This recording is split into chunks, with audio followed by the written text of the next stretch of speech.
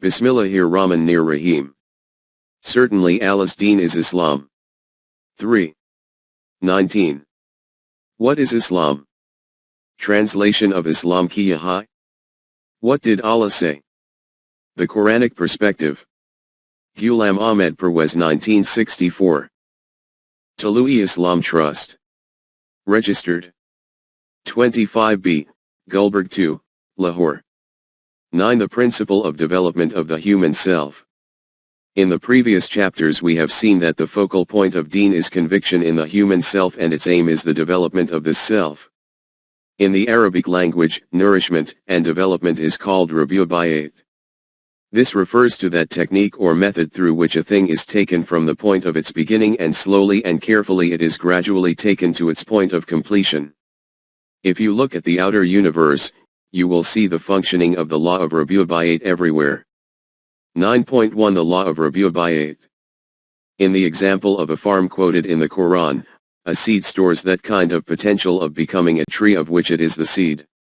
If suitable nourishment is provided to this seed, rabiubayat, then these latent potentials will keep manifesting themselves.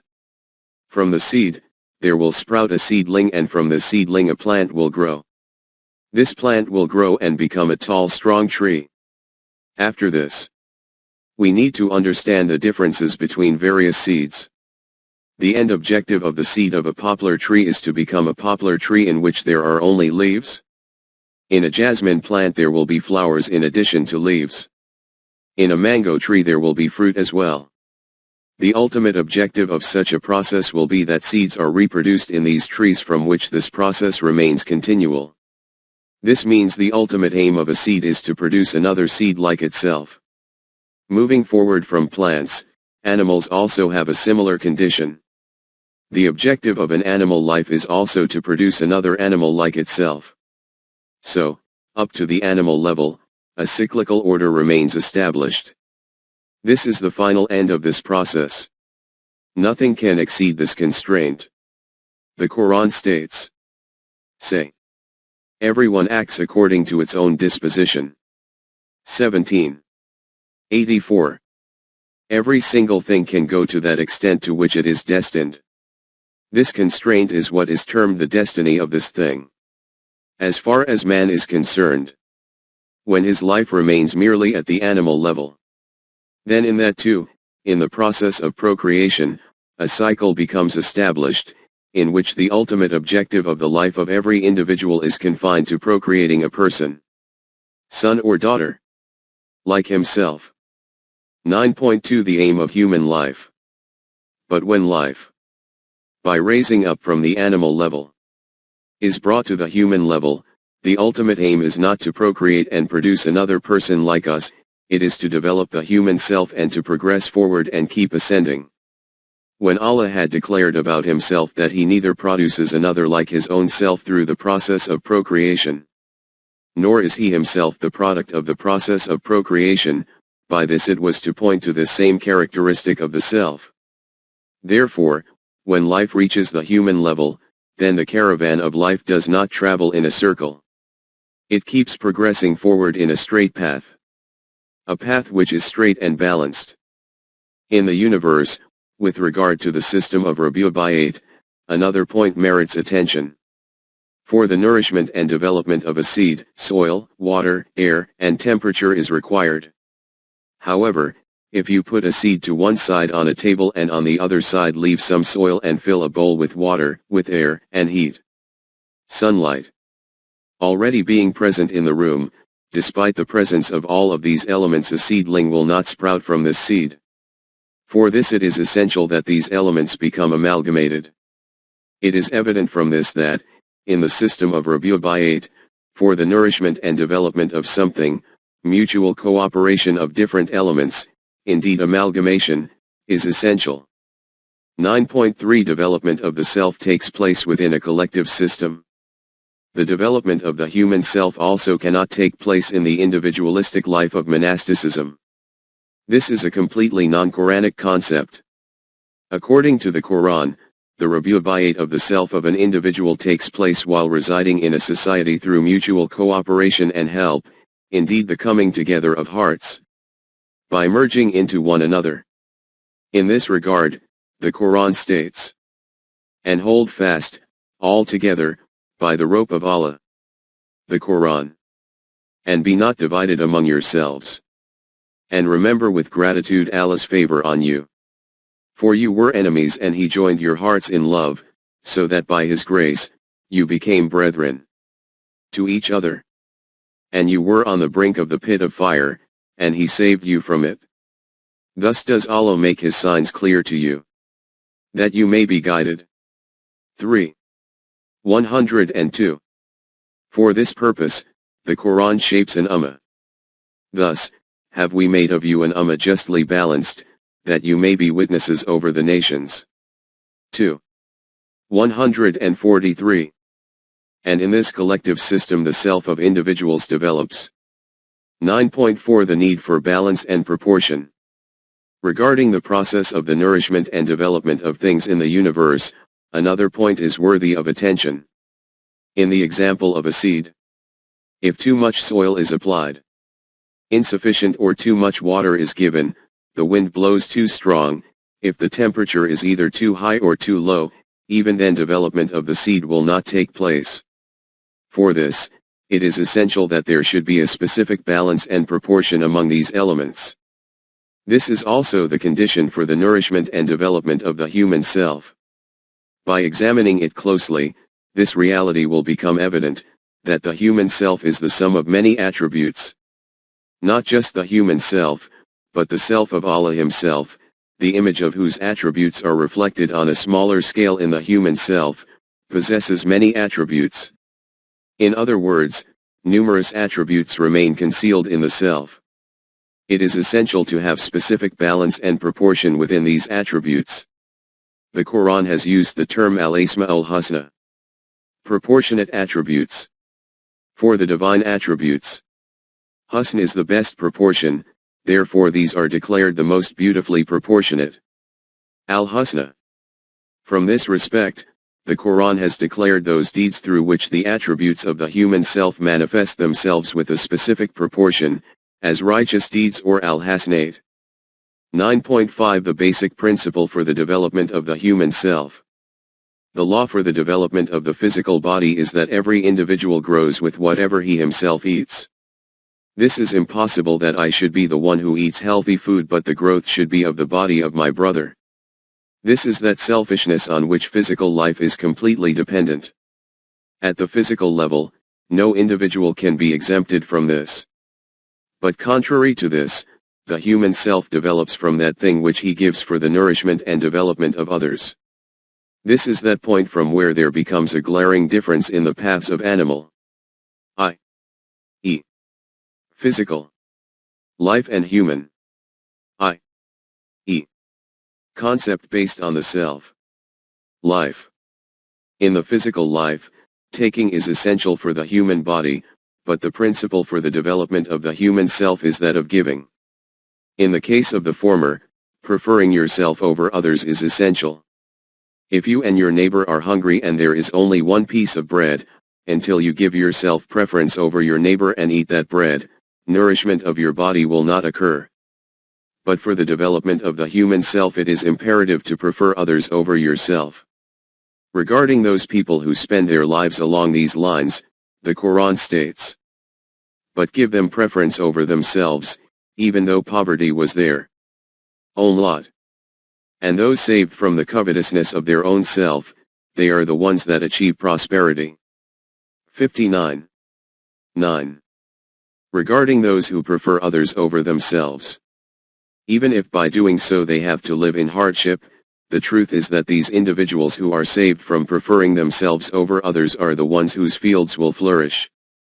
9.6 What is shuha nafs? Covetousness of the heart. In the above verse, it is stated that only the one who saves himself from shuha nafs can be successful. What does shuha nafs mean? In order to understand this, bring to mind this scenario. It is the season of extreme heat and the water tap will only be open for 2 hours and the water will run from it with a much reduced flow. If you look towards the people waiting to get water, you will see a queue of empty utensils from here far into the distance. In this situation, the desire, rather effort, of every individual will be to push another back and to advance forward and take his fill of water. This motive is called shuha nafs. The Quran states that the individual who remains protected from this motive and instead of pushing others back, himself steps back and allows those who are more needy to take water first, his fields will bloom. According to physical law, the one whose land receives timely water will be the one whose farm bears fruit. In a village they will go to the extent of murder for this. But according to the Quranic system of Rabi'u Bayt, the person who is successful is the one who turns the direction of water towards the fields of others. 9.7 For the good of mankind. Others here does not just mean people of his own group, own party, own tribe, own nation, own religion. In this are included all of those people from the whole of mankind, irrespective of religion, color, language, tribe, nation. Whose need is greater? For this, the fundamental principle of the Quran is this: what is good for mankind remains on earth. 13. 17. According to the Quran, this is the core value for the development of the human self. According to this principle, the Quran shapes such a society in which every person is busy in the effort of work towards the development of others and prefers others over himself. And he does all this because his iman is that, by doing so, development of his self will take place. And this is the sole objective and purpose of his life. 9.8 Support from Western thinkers. This is that very reality which Western thinkers and researchers are now presenting with great emphasis.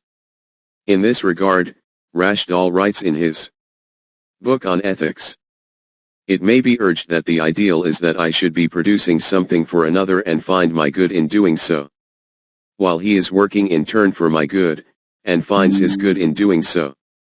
The well-known historian of human civilization, Robert Berthold, writes in his renowned book, The Making of Humanity, "The peculiar means and conditions of human development necessitate that development shall take place not by way of individuals, but by way of the entire human race. That the grade of development of each individual is the resultant of that ecumenical development." He says further, "The making of humanity, that is the burden of man's evolution. And that is the solid, nay, somewhat hard fact, of which the moral law is the vaguely conscious expression. It is not throbbing impulse of altruism, no inspiration of generosity for its own sake, but a heavy weight of necessity laid upon man's development by the unbending conditions that govern it." With reference to how important the development of others is, this thinker writes in another place, "In the natural scale, that action is good which contributes to the process of human development, that act is evil which tends to impede, retard, oppose that process. That individual life is well deserving which is in the direct line of that evolution, that is futile which lies outside the course of its advance. That is condemned which endeavors to oppose the current. That is the natural, the absolute, and actual standard of moral values. Nature does not value the most saintly and charitable life which brings no contribution to human growth, as much as a single act which permanently promotes the evolution of the race. The only measure of worth of which nature takes any account, by perpetuating it, is the contribution offered towards the building up of a higher humanity." 9.9 Evolution of the whole of mankind. As has been already written, the Quran only declares that deed as worthy of survival which is for the good of the whole of mankind. The truth is that the addressee of the Quran is the whole of mankind itself. The objective of this program is to make the whole of mankind one ummah. Mankind was but one ummah. 10. 19. This is the revolutionary proclamation and life-giving aim of the Quran. It declares the whole of mankind to be as one individual and states in clear words, "And your creation or your resurrection is in no wise but as an individual self." 31. 28. In order to achieve this aim, regarding the map of the system of Rabi'u Bayt which it presents, it states about the center, Kaaba, that it is established for the security and asylum of mankind. 5. 97. Therefore, when it says that the human self can only develop when it concerns itself regarding the development of others, then this development is not restricted to its own group. This includes all people of the whole of mankind, without any distinction of religion or nation and without any discrimination of color or race. Professor Whitehead has pointed to this very reality when he said, "The perfection of life resides in aims beyond the individual person in question." Mason in this regard says, "Man, in his individual capacity, self-develops his personality as he satisfies his desires, and his self-conscious interpretation of his subconscious knowledge of his origin in pure spirit may influence his activities. But, racially, man ought to engage only in such activities as tend to extend creative freedom to the utmost through the self-creativeness of all personalities to their uttermost limits. Man may turn from this second movement while holding to the first. Man, therefore, may be moral individually and immoral racially. The highest personalities unite the two moralities. With regard to the program which the Quran proposes for the development of the human self, this is not at all possible that an individual becomes so absorbed in the development of his own self that he neglects the development of others. Its program is purely this, that an individual self develops proportionally to the same degree to which he works for the development of others. Kant has said, "Act in such a way as to treat thyself and every other human being as of equal intrinsic value. Behave as a member of a society in which each regards the good of other as of equal value with his own, and is so treated by the rest, in which each is both end and means, in which each realizes his own good in promoting that of others." But the Quran goes a step further than this and states, "But give them preference over themselves, even though poverty was their own lot. And those saved from the covetousness of their own self, they are the ones that achieve prosperity." 59. 9. Huxley, a great scientist who holds no brief for religion, writes to the same effect. "I believe that the whole duty of man can be summed up in the words, 'More life for your neighbor as for yourself.' And I believe that man, though not without perplexity, effort, and pain, can fulfill this duty and gradually achieve his destiny. A religion which takes this as its central core and interprets it with wide vision, both of the possibilities open to man and of the limitations in which he is confined, will be a true religion, because it is conterminous with life. It will encourage the growth of life, and will itself grow with that growth. I believe in the religion of life." Who can tell Huxley that he cannot get this type of religion in any way other than through wahi? His difficulty was that he considered the self-created religions of men to be based on divine revelation. 9.10 New Life. Today, under this heaven, divine revelation in its pure and true form cannot be found anywhere outside the Quran. The message of Allah is only for those who possess the ability to live, that it may give warning to any who are alive. 36. 70. For the admonition of those in whom the flame of life exists, and by following its given program this life keeps multiplying. The Quran states, "O you who believe, give your response to Allah and His Messenger, when He calls you to that which will give you life." 8. 24. But, as has already been noted, only he can get life who concerns himself with providing sustenance of life for others and for which he does not desire any recompense. Leaving aside recompense, he is not even desirous of any gratitude. To those for whom he provides means of sustenance, he says in no uncertain terms, "We feed you for the sake of Allah alone. No reward do we desire from you, nor thanks." 76. 9. He should tell them that to fulfill others' needs was my duty, and once I fulfilled someone's need, then that need was met. After this, how is there any question of any reward or recompense? As the Quran states, "Is there any reward for good, other than good?" 55. 60. What can be the recompense of meeting someone's need and in this way restoring his distorted balance other than that his balance was restored? The people who make this the sole aim of their life keep the outcome of their hard work available for the rebubayat of mankind. And 4. The people that they help. Those who spend their substance in the cause of Allah, and follow not up their gifts with reminders of their generosity or with injury, for them their reward is with their sustainer. On them shall be no fear, nor shall they grieve. 2. 262. Never mind asking for recompense, this thought does not even arise in their hearts that people should see what we are doing so that we will be admired. According to the Quran, the people who seek such admiration cannot be members of such a Jamaat which declares the rebubayat of mankind as their aim and objective. Hence, Allah addresses the Mu'mineen. O you who believe!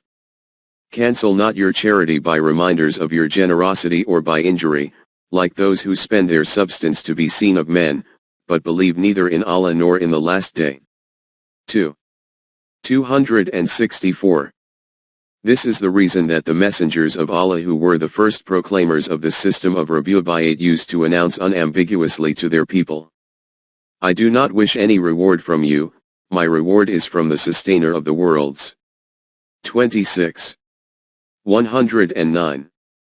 From the above explanation, the following reality has come before us that according to the Quran, the purpose of life is to develop the human self and the procedure for the development of the human self is that man keeps the results of his hard work, wealth and possessions accessible for the development of others, and in this way, should give others preference over himself.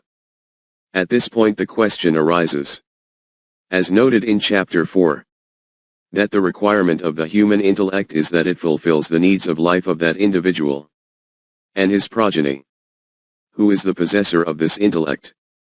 If this intellect is told that you should desist from attending to the nourishment of this individual and his progeny, if he dies let him die, and if his progeny suffer from hunger, let them suffer, you should worry about the nourishment and development of others, then the intellect will never be prepared to do this.